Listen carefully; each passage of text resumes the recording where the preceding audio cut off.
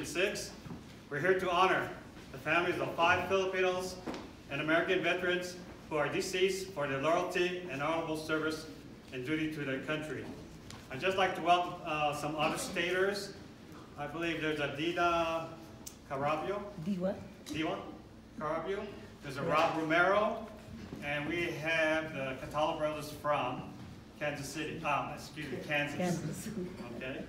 First of all, we're going to have, please remain standing for the singing of the Philippines and the United States National Anthem. The Manuel Full group from FACC will sing this.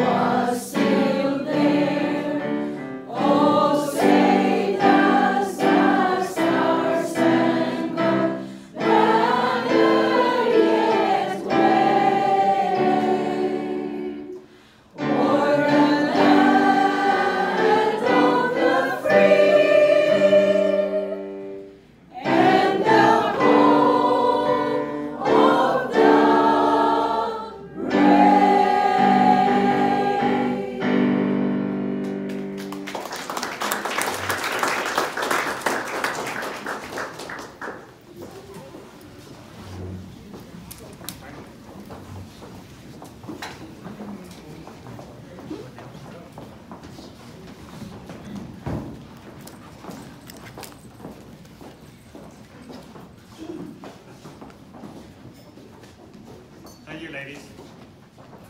Before I go on, I just wanted to let you know that there are fire exits out here in case anybody needs to. You know, if there's a fire here, there's an exit right here, and when you came in. Also, the creature comforts, meaning like your bathroom or so, they're down the stairs to your left, going down. So, you know, we're good on that. I'd just like to introduce now Miss Nell Strassa. She's the Vice President for FACC for this facility, and she'll be introducing some of our special guests. Now.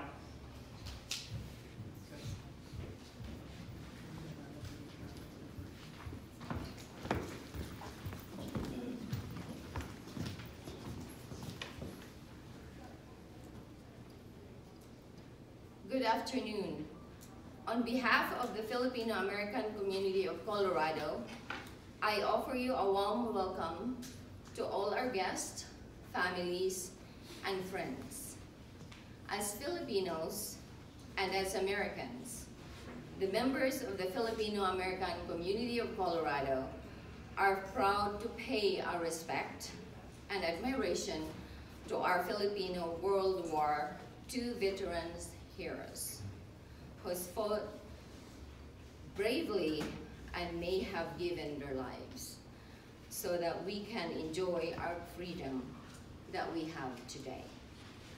I would like to announce the special guest we have in attendance today, Mr. Frank Francone, World War II veterans, Philippine Scout, Congressional Gold Medal recipient.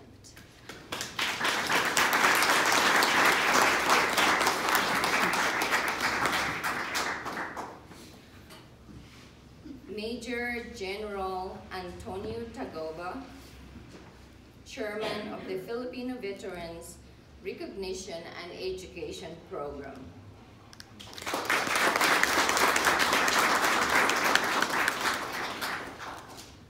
Lieutenant Colonel Catherine Welkes, Constituent Services Representative from the Congressman Ed Pomodar's office.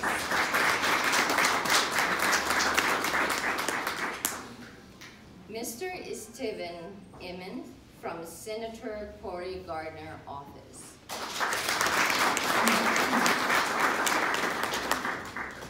Mrs. Tina Francone, Commissioner, Jefferson County.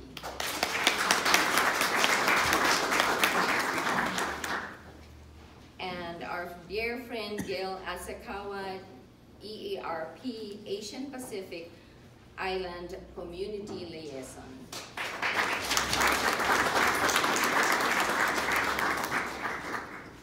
This is a very historical event, and we thank you for the opportunity to be the host of this event today. Maraming salamat. God bless us all.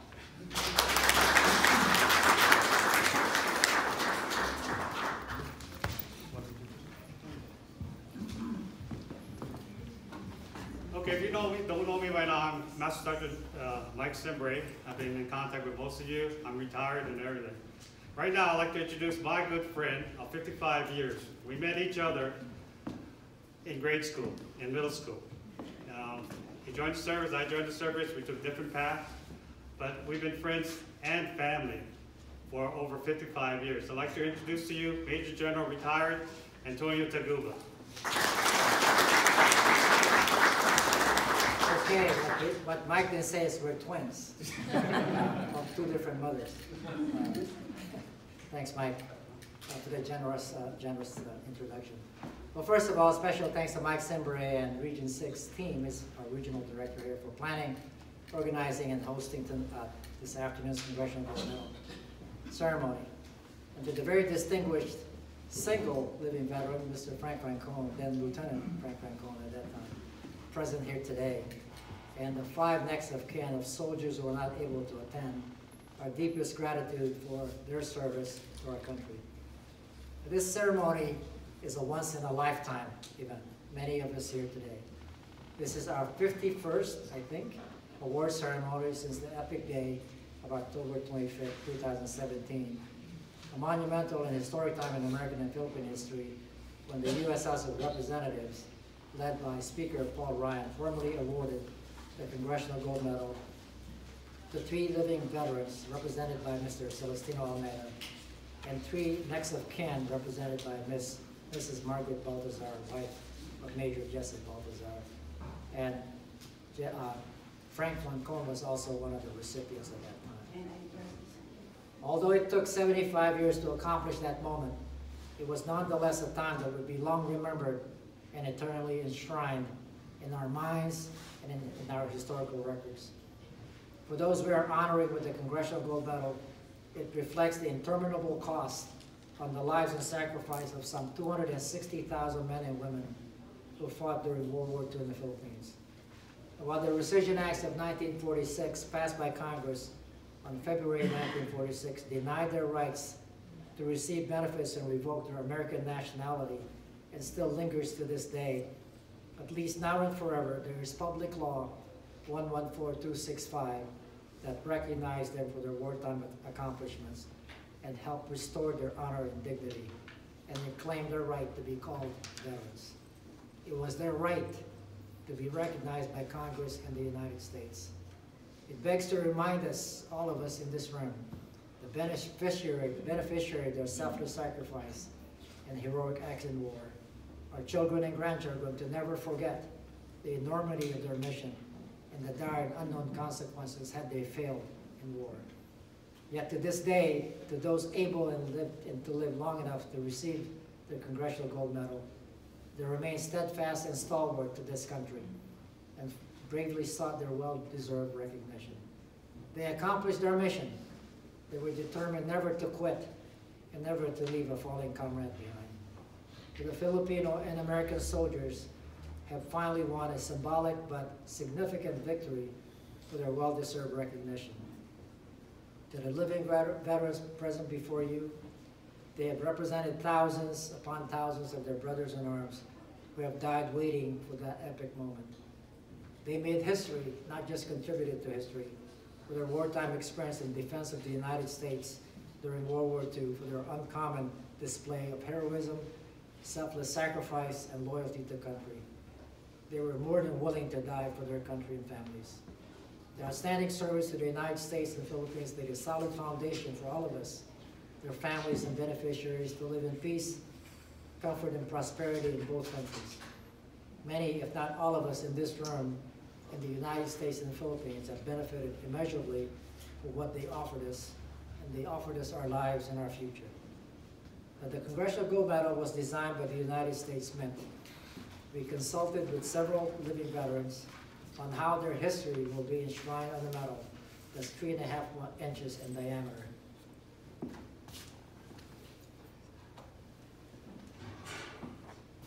The Secretary of Treasury approved the design of this medal. You cannot hang it around your neck. You cannot carry it in your pocket. You can only display it in memory and be a memory to your as a family treasure. The front of the medal has 3 faces. I know some of you cannot see it. The 3 faces representing the Philippine Scouts, the Philippine Commonwealth Army, and recognized guerrillas. The reverse of the medal, which I know you cannot see, but I know you will see it soon enough, portrays key features of the war campaigns that they fought during the war. The Bataan and Corregidor, which signaled the defeat of the U.S. forces in the Philippines. Luzon, continuation of guerrilla warfare and liberation in Leyte and also in Mindanao. This medal reflects 75 years of American and Philippine history.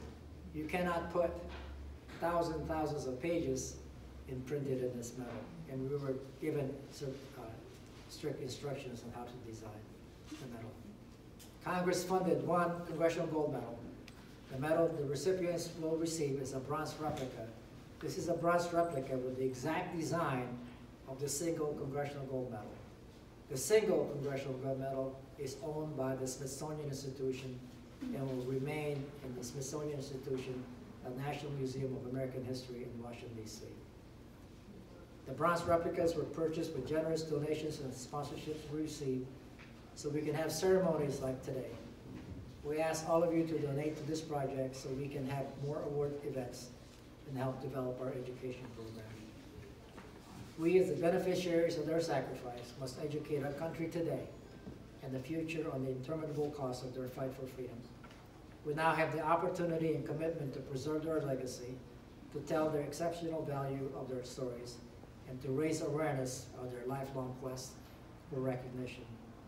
We, as family members, must record their experience and share with others so our beloved veterans are not forgotten. They have contributed enormously to the American history and culture. We must remember what they accomplished in life and how they immeasurably affected our lives today and in the future. We cannot allow failure to be part of their legacy, much like what has happened to them for 75 years. This is our mission, and we must accomplish it for them and for our families. The short video I'm about to show you will excite and inspire you, I hope, on the Filipino and American veterans of World War II and the Congressional Gold Medal.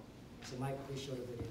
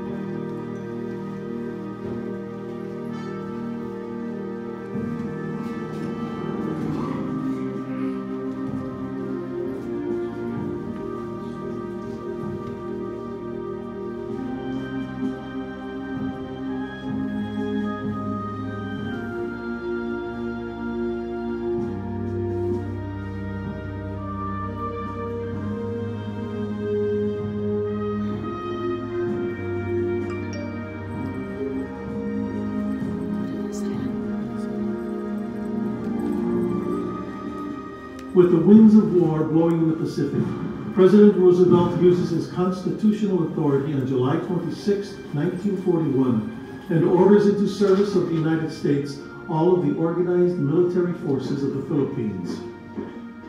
Everyone knows about Pearl Harbor on December 7, 1941, but perhaps lesser known is that within hours, Japanese forces also invaded the Philippines. 250,000 Filipinos answered President Roosevelt's call to duty. Many enlisted knowing full well that the enemy could discover who they were and retaliate against their families. These loyal and courageous soldiers fought bravely, sacrificed greatly, many even paying the ultimate price. Every Filipino who went to the war was made to understand that we were fighting not only for our country, but also for the American people. The 260,000 Filipino men and women who fought under the American flag were vital to the Allied victory.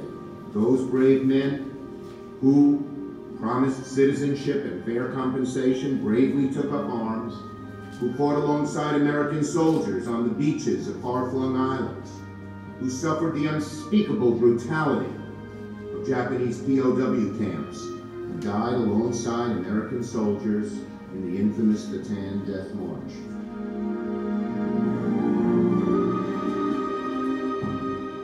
The casualties during this one-week march without food or water are staggering. Nearly 700 Americans and close to 10,000 Filipinos perish. In resistance, they held aloft the spirit of the people for all the world to see, unbent, standing tall, enduring still. MacArthur returns with the U.S. Armada in October 1944, and the combined forces of the U.S. troops and Filipino guerrillas quickly rout the Japanese. In return for their valor and sacrifice, the American government promised them citizenship and the benefits entitled to all veterans. In 1946, however, Congress sadly, shamefully, reneged on this promise and refused to grant these veterans the citizenship and benefits they earned. But even in the face of such adversity, these veterans never gave up. They organized and fought for what they had earned. In 1990, after decades of advocacy, Congress finally fulfilled President Roosevelt's promise and awarded American citizenship to these veterans. We honor them as an inseparable part of the fabric of our community and our country. Let this ceremony serve to ensure that those who fought for freedom are never forgotten and are always remembered. This is a story that needs to be told again and again so that our country does not forget. I am Celestino Almeida, a 100-year-old veteran of World War II.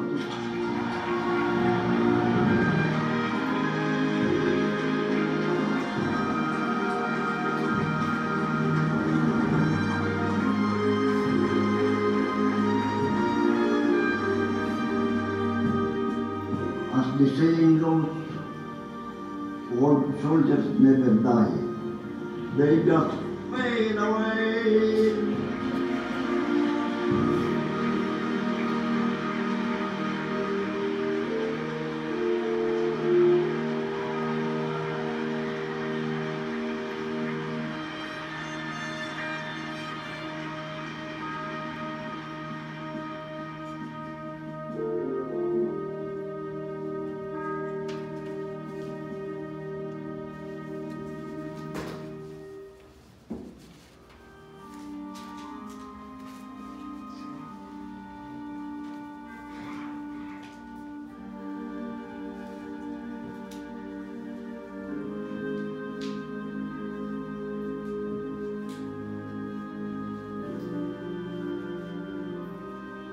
I want my grandchildren and their grandchildren to know this story of courage and duty to country.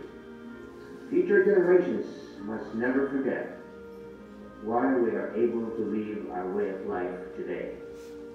We must always remember.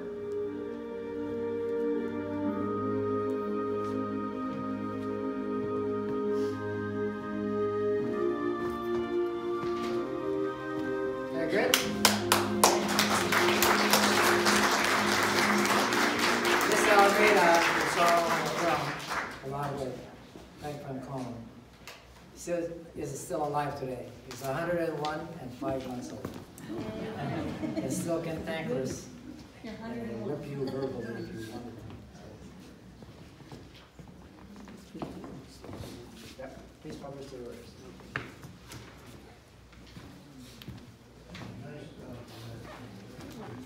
Let's begin. This is the actual order. Attention to order. Please be seated.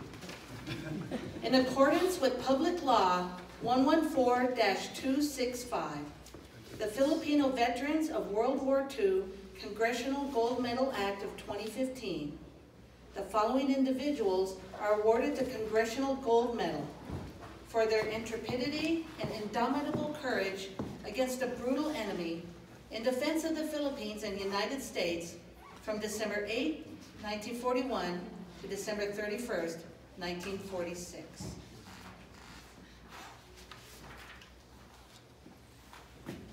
Receiving the gold medal on behalf of her father, Master Sergeant Teofilo M. Amutan, is Diwa A. Carabio.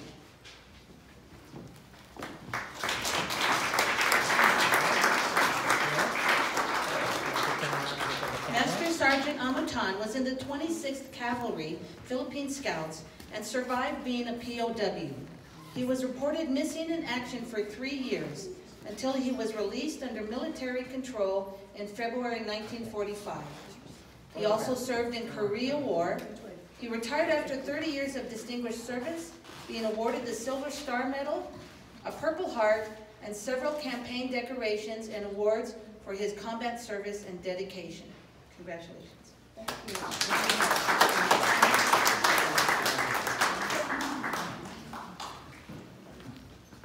Receiving on behalf of their father, Captain Alberto Espinoza Bravo,